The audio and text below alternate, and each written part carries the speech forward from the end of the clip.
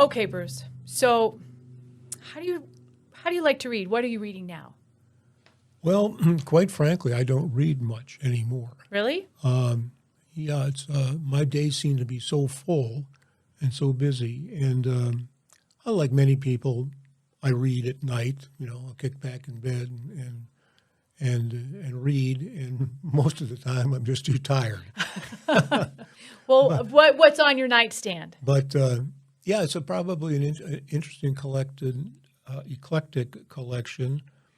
Ursula K. Le Guin, Keith Richards, his life, his memoirs. Wow. Okay. And I have some Edgar Allan Poe. Oh, one of my faves. And so Life by Keith Richards, his memoirs, if you will, was really quite surprising.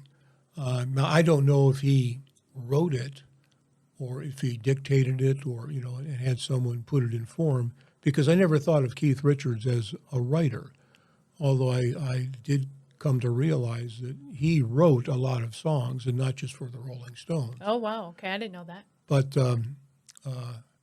back when I was in college, that was the golden era, in my opinion, of what you might think of as pop music, because there was the Rolling Stones, there were the Beatles, there was Bob Dylan, songs, Oh, yeah. pithy songs with meaning, as well as interesting music. And of course, Keith Richards, known for his guitar playing. But he also wrote songs that other people other than the Stones used. And I found his memoirs very articulate. And again, we don't think of Keith Richards in that way, So I read that. Now, that's a huge volume. I mean, that's like a doorstop kind of size. Wow. Okay. But I read it a few pages at Okay. a time. And that's how I read typically now, just a few pages, a chapter perhaps. Right. And Ursula K. Le Guin, for example, writes short stories, what I'm reading. And I like the short story format at this point because it's like watching a movie. You can pick it up, you can read it, and come to the conclusion. Right. And get that satisfaction. So I tend to read either short stories or maybe just a chapter at a time of a book. For example, the Picture of Dorian Gray. Mm-hmm. I've been reading one chapter. Well, I'll sit down and I'll read a chapter. And and how long have you been reading one chapter? That's a different chapter, right? You're not reading the same one over and over? It's true. I am reading a different chapter. But there, of course, I already know the story. I'm just reading because I think I saw a movie of the Picture of Dorian Gray, and that inspired me to go get the book. And so I already know what transpires. Why I'm reading this is just to admire the writing, right? Just to appreciate the writing. And I never realized that Oscar Wilde, that it was that long ago. I thought of him as more recent, but it was the late 1800s. I live in Prescott, Arizona, where the world's oldest rodeo is, and it was in the late 1800s. Right. So those are two. Ursula K. Le Guin makes you think. She writes all different kinds of stories, but they all have interesting twists, and they're very thought-provoking. So did you bring some excerpts to read for us? Well, I have some interesting stuff that now that you've got our taste buds, we're foaming at the mouth here about some Keith Richards stuff. Well, how about the Kurt Vonnegut? So this I bring this up because I was talking about writing a story backwards. Oh, right, yes. And This is from Slaughterhouse-Five, Okay. which is a semi-autobiographical account of events during the Second World War. And his character, his protagonist, Billy, is watching a movie late at night, and it goes something like this. Billy looked at the clock on the gas stove.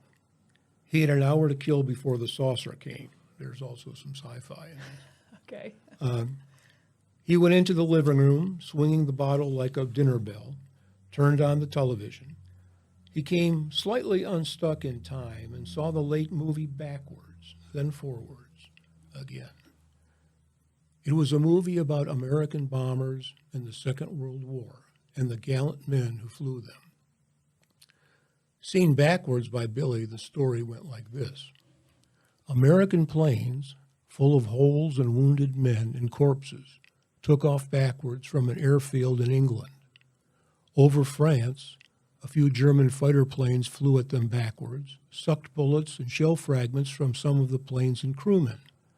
They did the same for wrecked American bombers on the ground, and those planes flew up backwards to join the formation. The formation flew backwards over a German city that was in flames.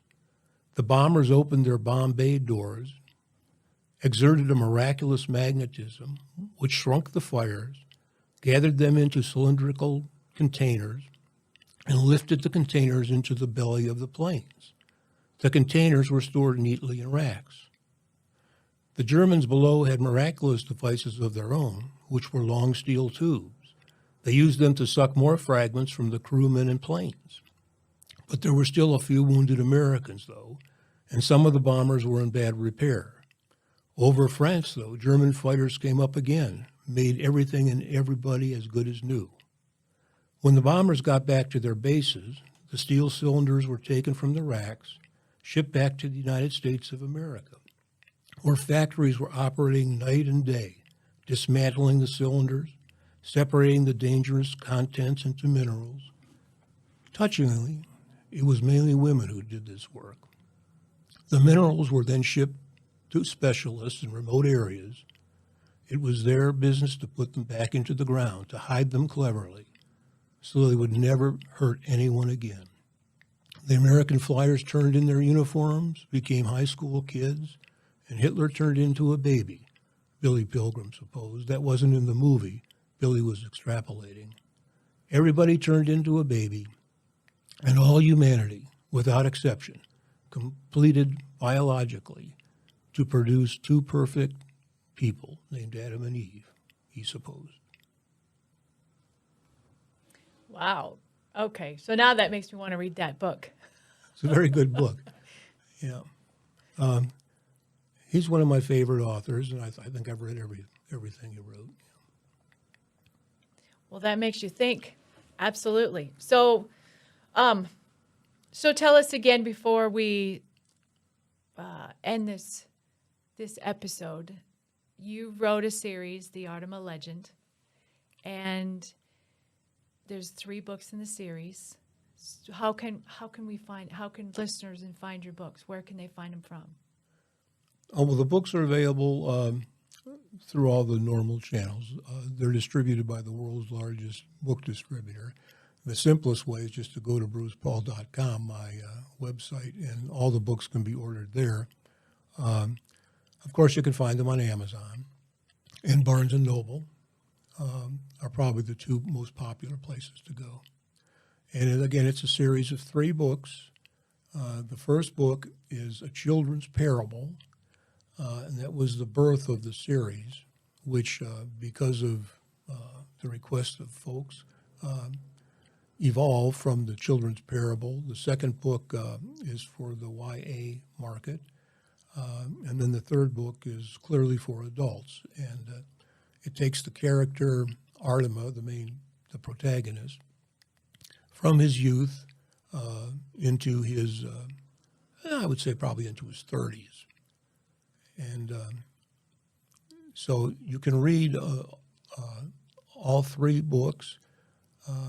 You can pick it up anywhere and read because The first book is just a short parable and it stands alone.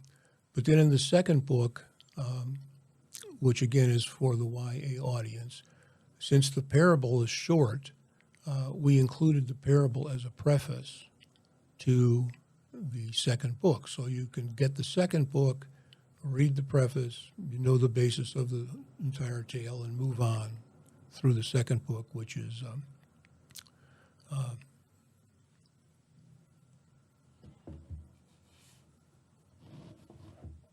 Artima and the Watchtower Portal. Let me know what it looks like. The third book, I love the covers. I have to admit, I love the covers of these. The covers are beautiful, very beautiful. And then the third book, which is for adults, very clearly for adults, it's Artima and the New Kingdom. And since we figured that not everyone in the world will have read the first two books, we wrote a prologue, which it's sort of on TV when they say formerly on this series, Right. You see what happened. And it brings the reader up to speed. So you can get the third book, as an adult, you can get the third book, which is for adults, but you can read the prologue, which will bring you up to speed as to what's happened before. Wonderful. Well, thank you for joining me today. It's been such a pleasure. And I'm sure we'll talk again soon. And this is Bruce Paul. Again, as he said, you can go to brucepaul.com, get all of this series, the Artima Legimus series. And please tune in with us again. Thank you.